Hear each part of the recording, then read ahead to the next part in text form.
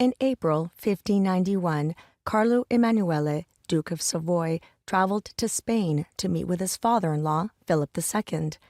He stopped first in Barcelona and then in Zaragoza, retracing his trip of 1585 when he had journeyed to Spain to marry Philip's younger daughter, the Infanta Catalina Micaela. Catalina now remained in Carlo's capital, Turin, where she had recently given birth to their fifth child.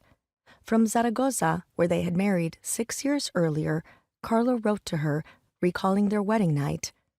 "You can well imagine how much I enjoyed seeing that city, although I did not see my eyes, Catalina, there, even though I went looking in all the walls of that house and shed not a few tears remembering the good time that I had there with my life, Catalina, in that bedroom with the golden key.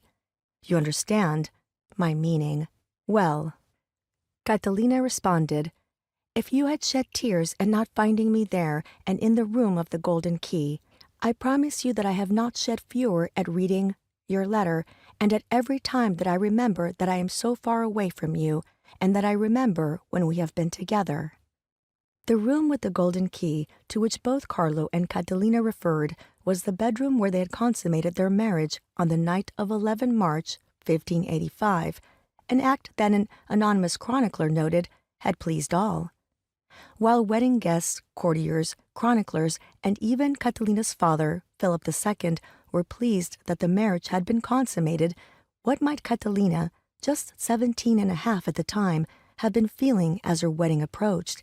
And what might have been her reaction to this arranged marriage to someone once described as small and ugly? 6 years and 5 children later, Catalina could recall the wedding night bedroom nostalgically, but in 1585, when she entered it, she must have felt understandable misgivings about sexual intimacy with a man she had known for less than 48 hours, and with whom she had yet to spend a minute of complete privacy. This later exchange of letters between Carlo and Catalina displays their mutual affection and demonstrates that, now very comfortable with each other, they had developed both a strong partnership and a loving marriage. In 1585, however, Catalina might for multiple reasons have had strong reservations about marrying Carlo. She was unhappy to leave her family and the places and people in Spain familiar and dear to her. She might even have felt as if she were being sacrificed to her father's political and military designs. Above all, perhaps, she could hardly have known she would grow to love her husband.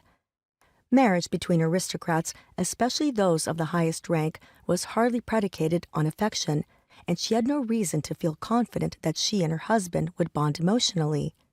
Yet Carlo would win her over, and, adapting well to life in Turin, she would soon switch her loyalties from Philip and her older sister Isabel Clara Eugenia to Carlo and their children.